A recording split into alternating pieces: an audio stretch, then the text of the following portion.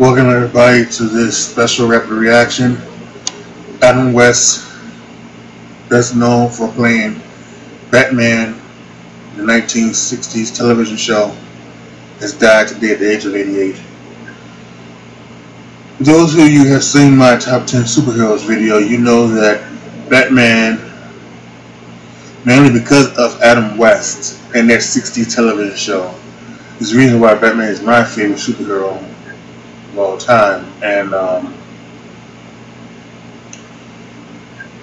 he did some stuff afterwards, of course. He's mostly young folks would probably know him as the mayor on the television show Family Guy. But most people, I would assume, I may even presume even the younger folks probably know him as Batman, the first Batman. And so at least I believe he might be the first. I don't think anybody played Batman before him on television or in the movies. So this comes to us from Variety. I will read to you the article. I'll put the link in the description so that you can go and read it yourself if you want to. Adam West, an actor defined and also constrained by his role in the 1960s series Batman, died Friday night in Los Angeles. He was 88. A rep said that he died after a short battle with leukemia. Our dad always saw himself as the bright knight and aspired to make a positive impact on his fans' lives. He was and always will be our hero, his family said in a statement. With its wham, pow, on-screen exclamations, flamboyant villains, and cheeky tone, Batman became a surprise hit with its premiere on ABC in 1966, a virtual symbol of the 60s kitsch. Yet West's portrayal of the superhero and his alter ego Bruce Wayne ultimately made it hard for him to get other roles. And while he continued to work throughout his career, options remained limited because of the association with the character. And that sucks. He played a great Batman. I don't know why he was. Some people get pigeonholed like Screech, from Saved by the Bell, or Jaleel White from Family Matters playing Urkel. And I even used to say Screech and Dustin Diamond and I can understand that because those were such iconic characters, and he was an iconic character too, but he should have been able to do more. Let's continue with the article. West also chafed against the darker versions of Bob Kane's hero that emerged in more recent years, beginning with the Michael Keaton starring, Tim Burton directing adaptations that began in 1989. And followed by Christopher Nolan's enormously successful Dark Knight trilogy. In February 2016, CBS sitcom The Big Bang Theory, which had hosted a number of geek favorites over the years, celebrated its 200th episode and marked the 50th anniversary of Batman with its appearances by West. Asked by Variety what the character of Batman has come to mean to him over the 5 decades, West said, money. Some years ago, I made an agreement with Batman that there was a time when Batman really kept me from getting some pretty good roles, and I was asked to do what I figured were important features. However, Batman was there, and very few people would take a chance on me walking onto the screen. And they'd be taking people away from the story. So I decided that since so many people love Batman, I might as well love it too. Why not? So I began to re-engage myself with Batman, and I saw the comedy.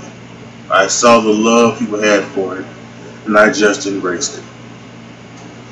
West made his feature debut in 1959's The Young Philadelphians, starring Paul Newman. Various supporting roles in movies and television followed, including a part in the Three Stooges movie The Outlaws Is Coming. The origins of the Batman series are quite complex. but the project eventually landed at 20th Century Fox, which handed it to producer William Dozier, who devised the show's camp comedy sensibility. Both West and Lyle Wagner were considered for part of Batman before West was cast, playing alongside Burt Ward as his sidekick Robin.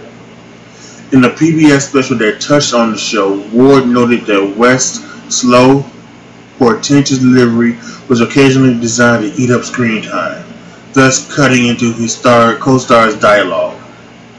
With actors like Cesar Romero, who played the Joker, and Burgess Meredith, who played Penguin, compromising Batman's rogue gallery of villains, the show became an almost instant success, urging viewers to tune in for the next episode at the same bat time, same bat channel. The series spawned a movie, pitting the dynamic duo against a team-up of villains, before being canceled after 3 seasons due primarily to its high production costs. The show came to be viewed with some contempt in comic book circles, especially after the darker version of Batman became dominant in the 70s and 80s. West found series film work scarce following the series, so he remained in demand for personal appearances as the character and voice work, including a recurring stint on Family Guy and animated versions of Batman.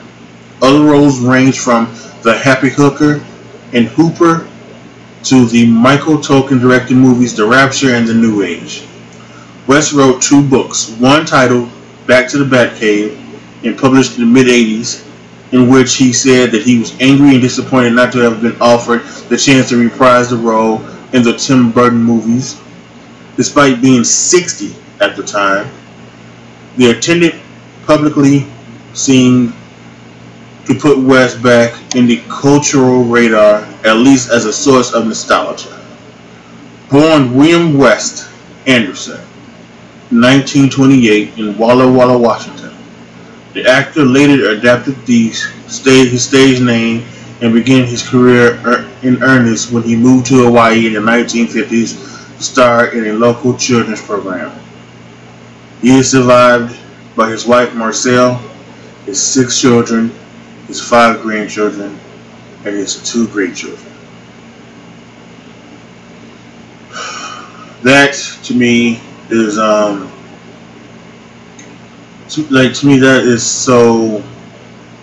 that's so bad, because I am so disappointed that people would just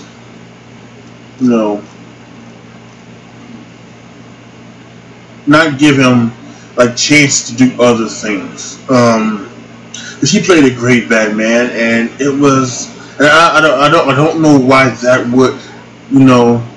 would make him like almost an outcast. It's just that's sad to me. And I hate that. It really does. Again, like I said earlier, I can maybe understand why why Jaleel White played Urkel on Family Matters, or why Dustin Diamond, who played Screech on Saved by the Bell, why they would have a harder time getting work, because it would because it wouldn't be the character that they're playing. It would be, hey, there's Screech, or hey, there's Urkel.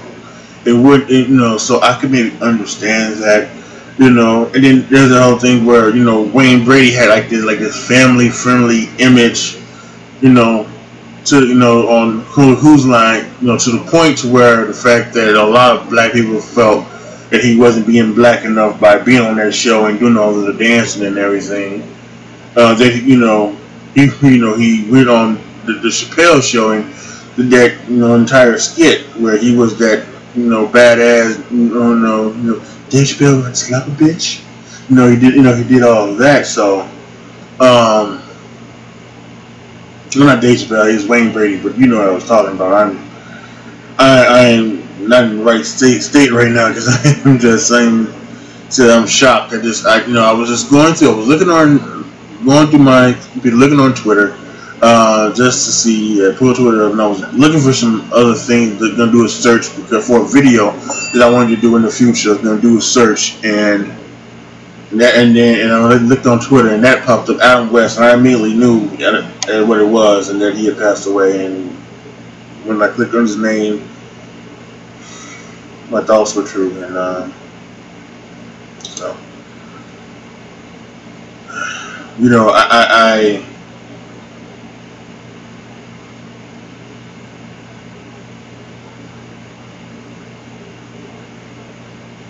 wow.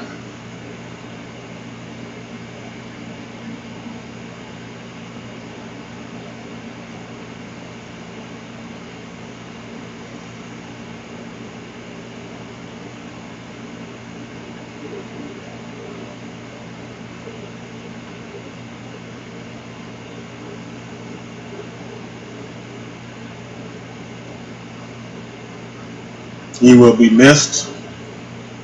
He was definitely one of the better Batmans there was. He was the first, maybe the best. He was an all-timer.